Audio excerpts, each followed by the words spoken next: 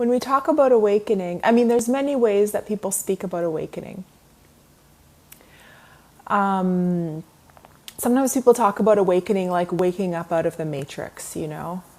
They stumble across some documentaries that talk about the government or Hollywood or the media, right? We're working on world peace. Our governments want world peace, right? And you actually wake up to realize that that's not actually the case. And a lot of the things that I used to believe in were lies, were not true, right? And then you get interested in spirituality. And people say, oh, all of a sudden I started getting interested in spirituality. All of a sudden I started watching as Abraham Hicks. I'm having a spiritual awakening. I thought that I was just living in this dense physical reality, but now I see that the world is made of energy and that there's spiritual forces out there, right? I'm having an awakening, right? What I used to think before, I realized was not true. Okay? But what if every single thing in your reality that you've ever thought, that you've ever believed was not true? Right? That's like the level that ends all levels. And that is what I'm talking about here. And it's not a bad thing. It's not a scary thing. Because every single thing that you've thought has not actually been you thinking. Right? It has not been a choice that you have made to think. It has been a program that had been implanted into your head, teaching you what was right, what was wrong, how you should be, how to act, how other people should treat you, how you should treat, on and on and on, right? And this is how we navigate life, is through thoughts and through our conditioning. So a lot of the world is just kind of walking around being controlled completely by their thoughts. And then because we believe that the thoughts are our voice, we identify with those thoughts, we take them to be us, and then we become controlled by our emotions as well, because now there's something to protect. So if somebody challenges what we think, we imagine, because we imagine those thoughts to be us, we feel like they're challenging us personally, right? Who's ever had that experience? Like, oh, you think about a different political party, or you think about this government choice, right? And sometimes people can't even help it. They get a little heated, right? You start talking a little faster, you start interrupting, you start wanting to defend your point, because this is your point, this is you, this is who you are, this is your identity, this is what you stand for. Yeah, exactly, Adam. And I'm just talking about it on the little individual human level, right? Look at who's running the world, right? Look at those choices that are being made, all coming from the thought patterns, right? Fighting. For what? For what? A thought? What is a thought right now? If you just notice, just come into this space now and just notice, what are you thinking? What's your next thought going to be?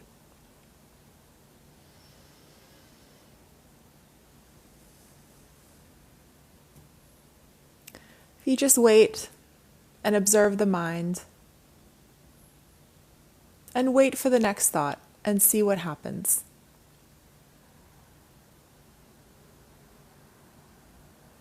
Many times, when you shine a spotlight on the mind and you wait for it to come, all of a sudden, it has nothing to say. It's actually really funny, right? Because when you come into the moment, typically the thoughts are not there, because the thoughts are a product The thoughts are really a tool so that we can go into the past or the future, right? That is where the past and the future are contained, is within thoughts. If we didn't have thoughts, where would the past and future even be known to exist outside of a thought? Right?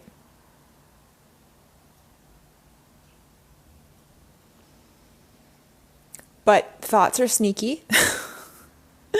It's like we've got this wild beast running amok that hasn't been tamed at all. But we believe it to be true. We believe that its opinions are valid, and that not only are its opinions valid, but that they are in fact my opinions. My very opinions.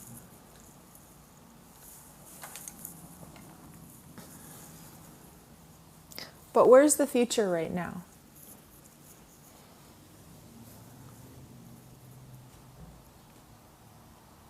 Where is the future?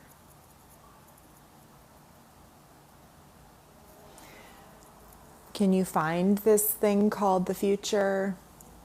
Really look. Don't just think about it conceptually or from an entertainment standpoint. But this isn't about even philosophizing, or even giving you an answer. It's really about seeing that the questions themselves are what's tripping people up. Because the questions are not real. The questions are made up because they're made from made up words, right? Many times when we think about our life mission or our destiny or whatever, many people can say, oh, the universe is teaching me about bravery in this life. Or the universe is teaching me about honor. Or the universe is teaching me about integrity, right? We associate these words with some kind of higher destined path, which is beautiful. It's fine. But if you take away the mental realm right now, what is honor?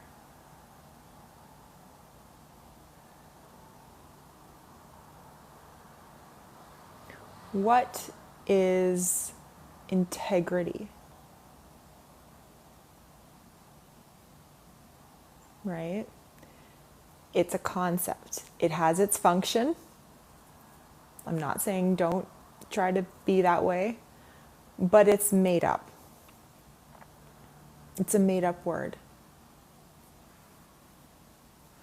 And it's so funny because in the personal development world, we're like, oh, I got to develop confidence, or I've got to develop honor or courage or whatever it is. Confidence is a big one that people want to develop.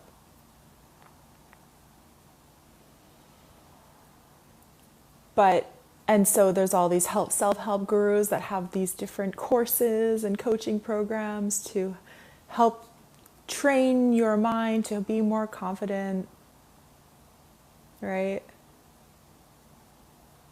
But it's just thoughts trying to change thoughts, right? It's just altering thoughts. Thoughts altering thoughts.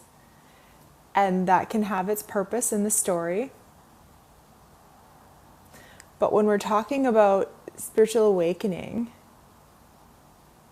or just coming into the sobriety, really, of what life is, what's actually happening, it does not need a thought. It does not need to be approached with a strategy, right? But it is, and thus we see the spiritual marketplace. And I'm talking about the religions as well, I'm talking about the Eastern religions as well, you know. Hi, Vishal. A continuous loop in the story, yeah. All of these deep spiritual texts that have been written, you know, all of these levels, the koshas and the, you know, the Tibetan Book of the Dead, and this is what you have to do to get your karma healed, and these energetic practices and stuff so that you can wake up to your true nature. Yeah. It can definitely have an effect energetically, right? Hi Sam. I actually did a Kundalini program, like this 9-month Kundalini program. Aaron Abke, I did his, this was like a couple years ago. I did his thing, and it was like pretty good. It was like okay. It was good. Like the beginning part was good. But then when we got into the energetic stuff about it, I ended up getting an injury from it. It wasn't, I don't know, it wasn't communicated in a safe way. And when I asked for help, I didn't get a response for more than 2 months. And I was shocked how the back end people of his program treated me when I, you know, explained what had happened. It was really insane. So, and to me, it was like, it's not necessary. I'm not talking about an energetic activation. I'm not talking about a Kundalini awakening. I'm not talking about a strategy to open up a chakra or balance that. That can all happen. Or karmic forces or any kind of thought. Any kind of thought like that.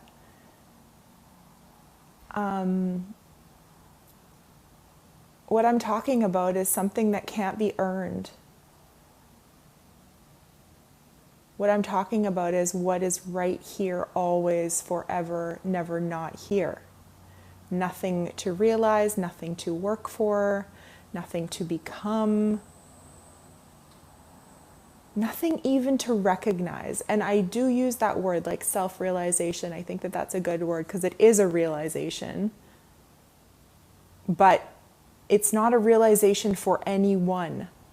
It's not a realization for the character that's on a spiritual journey that's trying to find this thing called their true nature or this thing called enlightenment. It's not a realization for those thoughts.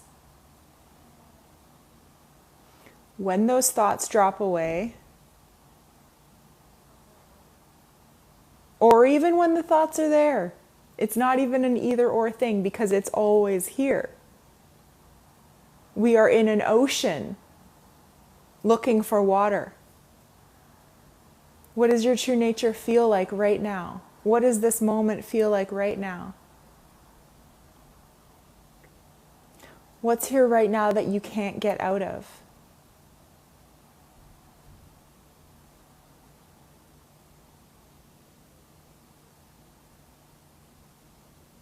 What's here without any effort?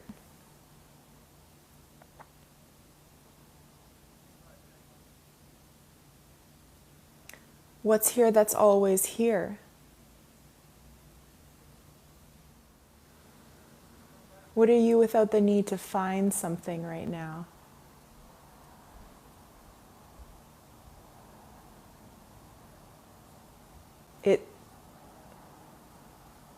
It's because the mind is always going into the future. It's always going into the next. So you stop that for a moment by just saying, what are you without the need to find something? Oh, there's nothing more than what is. And I'm using all these words, and maybe it sounds complicated because I've been doing like lives for 2-3 hours sometimes. The other week I did one for over 3.5 hours, interacting with many people, but a lot of words, but also just The real teaching is just silence. The real teaching is there. Once you see, there's just nothing more to say. This isn't about me giving you some kind of energetic activation or mental activation so it all of a sudden makes sense in your mind. If it doesn't make sense in your mind, if it feels confusing, if it feels out of reach or you can't quite get it, that's good, okay? Because you're not meant to get it with your mind. You're not meant to figure it out with thoughts. What are you without thoughts right now?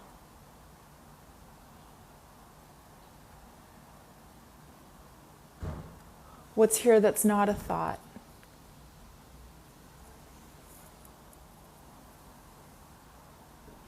What's here regardless of what you think or don't think? The mind can say, I got what I wanted. Hooray. Or the mind can say, I did not get what I wanted. Boo-hoo. What's here even with both of those things? If both of those things happen, what's still here?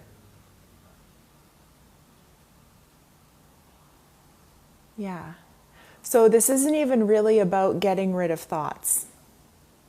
You can't get rid of thoughts. There's no strategy that I can give you to navigate to what I'm talking about because you already are it, right? It's like you're walking around on the streets of Berlin and you're asking people, how do I get to Berlin? You're like, you are here. You're like, no, but like, I don't believe I'm here. I don't believe I'm here yet. Do you have a better map? And someone will be like, here's a map. It says you're right here in Berlin. You're like, I don't think so. I understand intellectually that I'm in Berlin, but I don't feel like I'm in Berlin. Right? And then someone gets their Google Maps out. No, look here. GPS, you're right here. It says Berlin. Okay, maybe I had a glimpse that I was in Berlin, right? For like maybe 5 seconds, it felt like I was in Berlin, but now I don't believe it anymore. How do I get back there? Right? We've always been home, exactly. You've always been home, right? So this isn't a belief. This isn't even a teaching. And this is the good news because you are not a concept, right? You are not something that needs to be learned in order to exist. Whether you're the most intelligent person in the world or whether you have like a mental disorder and you can't even read. It doesn't matter. It's not about being smart. It's just what is already. Effortlessly what is. And the mind says, I want to know, right? I want to know the truth. How many of you have had the thought like that before? Maybe just one. Right? I want to know the truth. I want to know the truth. So what is I?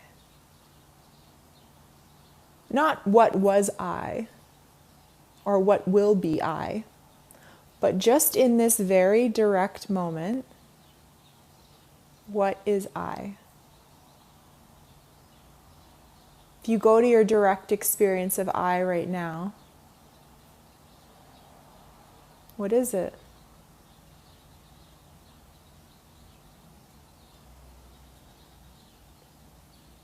Oh, well, it's me. It's me. That's what I is. It's me. Next. That was easy, right? That's what thoughts say. Just another word. Okay, the consciousness. I'm the consciousness. Okay, so what is that? Because that's just another word. Well, it's just the now. It's the now. Again, what is the now? Right, so any kind of word that the mind wants to label, when it traces the thought, this thought that says, I want to know, when you trace that thought back into the source of where it came from, the I that wants to know where and what is that, you will find nothing. You will find that it was just an empty thought that appeared. And because those thoughts are believed in to be you, when you know something, when you learn something, you get a little dopamine spike from it, right? And then that wears off. And then another thought that comes up that says, I want to know. I want to know more. Right? I need another rabbit hole. And then you go and learn more. Another dopamine spike. And it just keeps you going.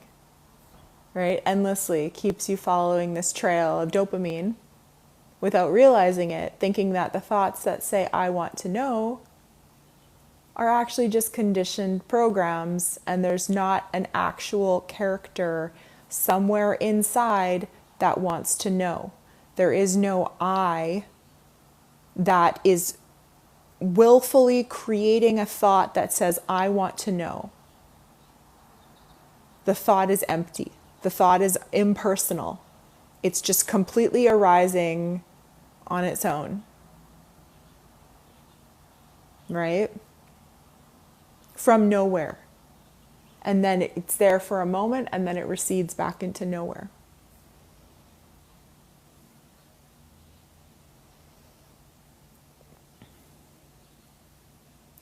And so we just keep chasing the future. We just keep chasing a concept in the future.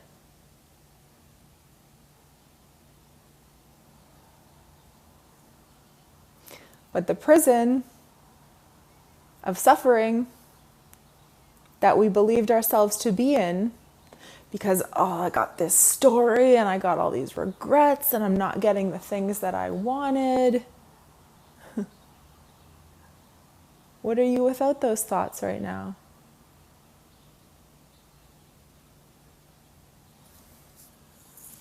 There's nothing more than just the directness of what's always been here. There's nowhere else to look. There's nothing else to find. Where else would you look? Oh, well, it'll be in the next. It'll be in another moment. If I do a lot of work now, if I sacrifice and I do all this practice, I will find what I really am, I don't know, maybe in 5 years. That's what my guru told me anyway. So that's what I believe, because he said that he's enlightened and he speaks with a really,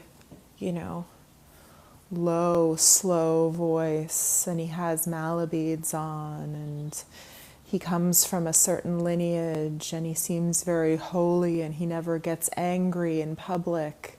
He must know what he's talking about, because I certainly don't know what I'm talking about. I'm still seeking. But this guy's found something because he looks so emotionally balanced. Right? He said, I will find it in the future.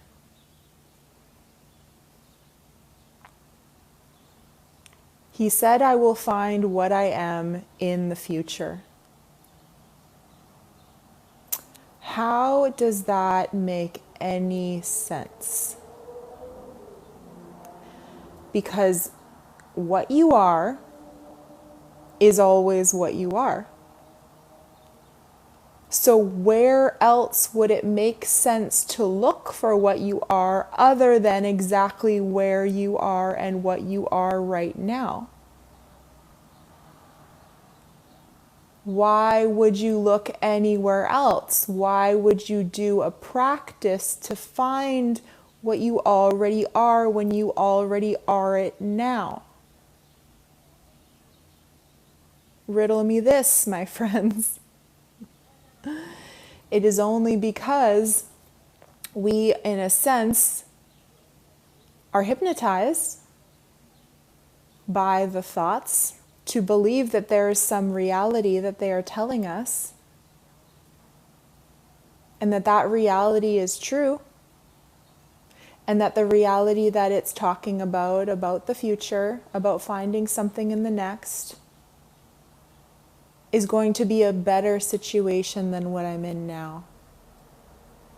Right? It's just another carrot, just chasing, right?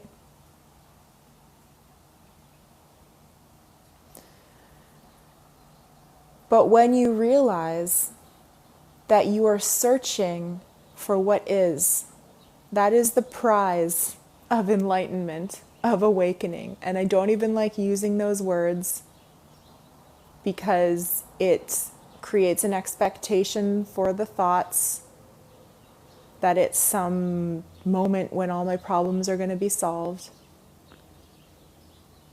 It doesn't have to be like that.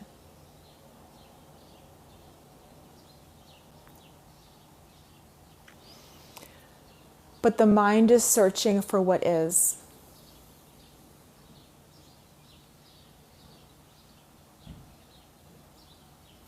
The mind is searching for what already is in what is not. Because the words and the thoughts are man-made inventions. They are illusions, right? It's like you are looking for a hammer in nature. You are searching for this thing called a hammer with a wooden handle and a metal thing with a little flat thing and a little thing that has like this. I don't know what it's called. But we all know what a hammer looks like. We are searching for a man-made object in a forest that is not man-made. That is kind of like what the spiritual journey is like.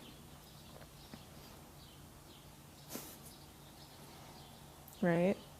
And then we go into the forest, and maybe there's a bunch of hammers because there was some construction workers that dropped them, right? And if we're going to keep this fun analogy going, that would be an expression of all the gurus telling you to do this and this and this, and then you'll find what it is that you're really looking for, right? A little piece of a hammer. Oh, I'm close. I'm close. But you're already in the miracle of life. You're already the existence of life itself right now. Wake up. Wake up to see this. Distractions, yeah. You're not going to find it in a distraction. The spiritual journey itself is a massive distraction. One that I spent 12 and a half years looking for something.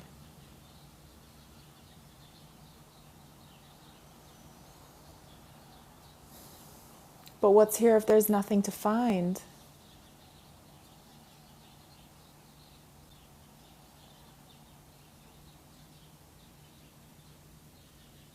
Yeah. What are you without your questions?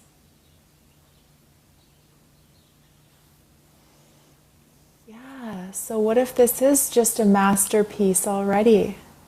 I mean, honestly, if you look at this world and all of the amazing, like, even you take one thing, like, I remember one time I was traveling and I met this woman who had a doctorate in lightning physics, okay?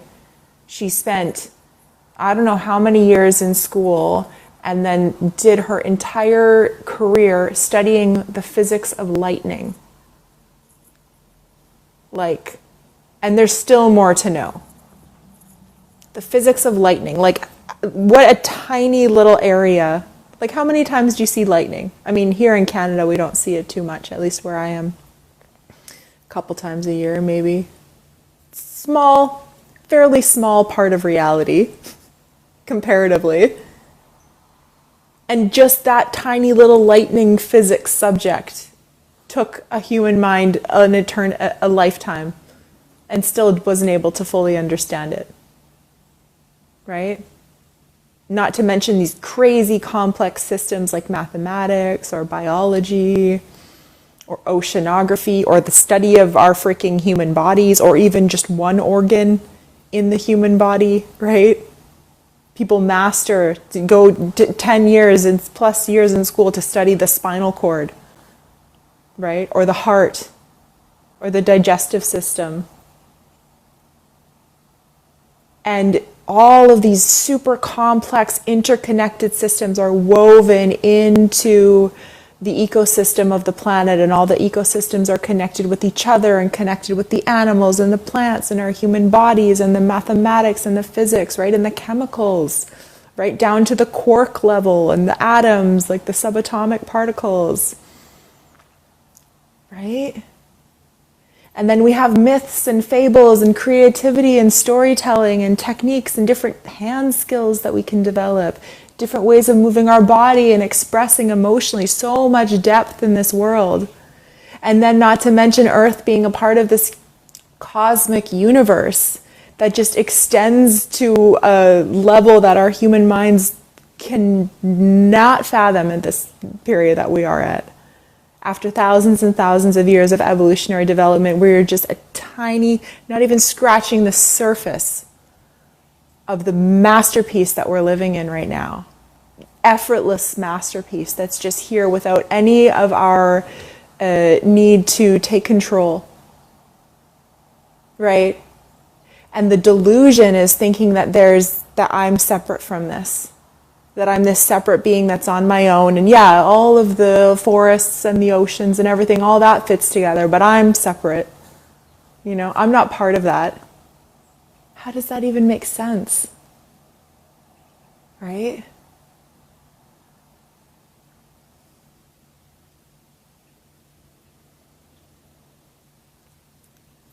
There's a miracle that's been playing out your entire life in plain sight. And we've been distracted by the stories of the mind and the fears about the imagined future. And this little voice that wants to maintain an identity, that wants to create a reputation for itself, that wants to feel good when other people think good things about me. Right? When other people's thoughts match what my thoughts want them to think. It's almost cute, the level of delusion that we find ourselves in. And it's no one's fault. It's just, you could say, a stage of our development as a species, perhaps. That's my best guess. Doesn't really matter, though, because anything I say is just going to be a story. Nothing wrong with stories. But where is your story right now?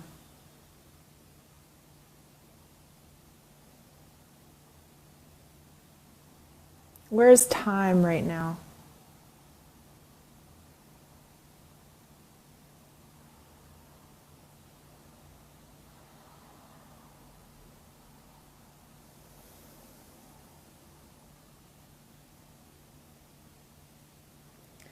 Just in this very second, what are you afraid of?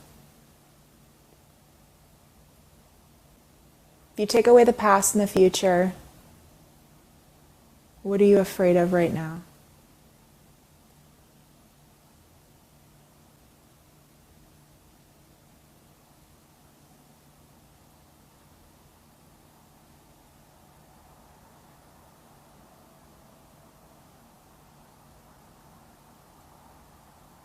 Yeah. But those are future fears. Those are fears about something in the future. I bet every single one of these people on the call has not seen one single gunman come into their house since I've started this live.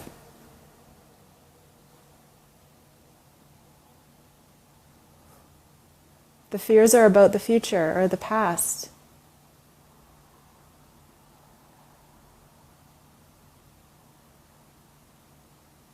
Saying something stupid, yeah, that's a projection into the future.